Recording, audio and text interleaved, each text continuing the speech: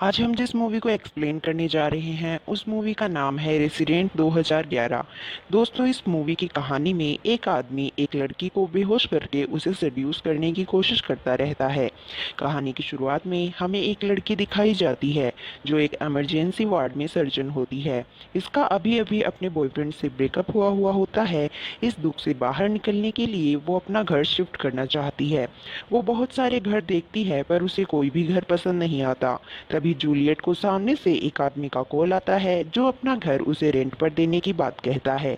जब वो घर देखने जाती है तो उसे घर पसंद आ जाता है क्योंकि ये घर काफ़ी बड़ा होता है और इस घर का ओनर उसे रेंट भी बहुत ही कम बताता है। वो कहता है कि यहाँ अंडरग्राउंड ट्रेन जाती है, इस वजह से यहाँ कभी कभी शोर होता है। जूलियट यहाँ पर शिफ्ट हो जाती है जिसमें मैक्स उसकी मदद भी करता है। जब जूलियट रात को सो रही होती है तो उसे ऐसा लगता है कि उसे कोई देख रहा है। अगले दिन एक आर्ट गैलरी में जब जूलियट जाती है तो वो वहाँ अपने मालिक मैक्स को मिलती है। वो मैक्स के साथ घर आ रही होती है जहाँ वो रास्ते में बहुत सारी बातें करते हैं और उनकी अंडरस्टैंडिंग काफ़ी अच्छी हो जाती है। उन्हें जाते हुए जूलियट का एक्स बॉयफ्रेंड जैक देख लेता है। घर जाने के बाद जूलियट मैक्स के साथ इंटीमेट हो रही होती है पर उसे अपने एक्स जैक की याद आ जाती है। तो वो मैक्स को अपने जैक के बारे में सब बताती है जिसके बाद मैक्स वहाँ से चला जाता है। जूलियट बार बार ये समझती है कि उसे शायद कोई देख रहा है। दरअसल मैक्स जूलियट को बहुत ही पहले से जानता है। वो उसे फॉलो कर रहा होता है और वो उसे पसंद भी करता है। जब मैक्स को पता चलता है कि जूलियट किराए पर एक घर ढूंढ रही है तो वो अपने घर को इस तरह से रेनोवेट करवाता है कि वो कभी भी जूलियट को देख सके और उसके कमरे में जा सके।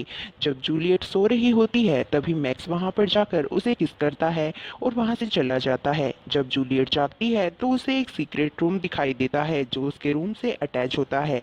फिर अगले दिन जब जूलियट का एक्स उसे कॉल करता है तो जैक उससे कहता है कि वो उसके साथ दोबारा रिलेशन में आना चाहता है। तो वो जैक को अपने घर पर बुलाती है। मैक्स उन दोनों को छुपकर देख रहा होता है।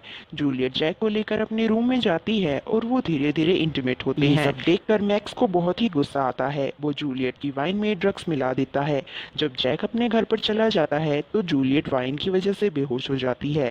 जूलियट जब सो रही होती है तो मैक्स उसके पास आता है और उसे किस करता है और जूलियट सुबह देर से उठती है। उसे शक होता है जिसके बाद वो अपने घर में कैमरास लगा देती है। जैक और जूलियट का रिलेशन धीरे धीरे अच्छा होने लगता है। ये सब देखकर मैक्स को बहुत ही गुस्सा आता है और वो जैक को ऊपर से गिरा देता है। फिर जब रात को जूलियट सो रही होती है तो मैक्स जूलियट को सिड्यूस करने की कोशिश करता है पर इस बार जूलियट जाग जाती है। तभी मैक्स उसे ओवरडोज दे देता है और वो फिर से बेहोश हो जाती है। अगले दिन जूलियट अपना ब्लड टेस्ट करवाती है जिसमें उसे ड्रग्स मिलते हैं और उसी रात जैक उससे मिलने के लिए आने वाला होता है। इस वजह से वो जैक को बहुत सारी कॉल्स करती है पर वो उसके कॉल्स नहीं उठाता है। जब जैक जूलियट के घर पर जाता है तो वो मैक्स का वो सीक्रेट रूम देख लेता है। तभी मैक्स वहां आता है और जैक पर अटैक कर देता है जिसके बाद कैमरास की रिकॉर्डिंग देखने के बाद जूलियट को सारा सच पता चल जाता है पर वो इस तरह से एक्ट करती है जैसे उसे मैक्स के बारे में कुछ भी नहीं पता। तभी मैक्स वहां आता है और वो उससे पूछता है कि तुम क्यों परेशान हो और उसे ड्रग्स फिर से देने की कोशिश करता है। तभी जूलियट एक चाकू से उस पर अटैक कर देती है जिसके बाद उन दोनों के बीच में बहुत ही हाथापाई होती है। जब लड़ते लड़ते जूलियट खुद को एक बाथरूम में लॉक कर लेती है तभी मैक्स एक आईने को तोड़कर उसके पास पहुंच जाता है जिसके बाद उनमें फिर से हाथापाई होती है और दोनों बेसमेंट में पहुंच जाते हैं जहां जूलियट एक मशीन से मैक्स पर वार कर देती है और तभी वो दिखती है कि जैक की डेड बॉडी उसे दिखती है और मौका देखकर जूलियट मैक्स को मार देती है और ये मूवी यहीं खत्म हो जाती है।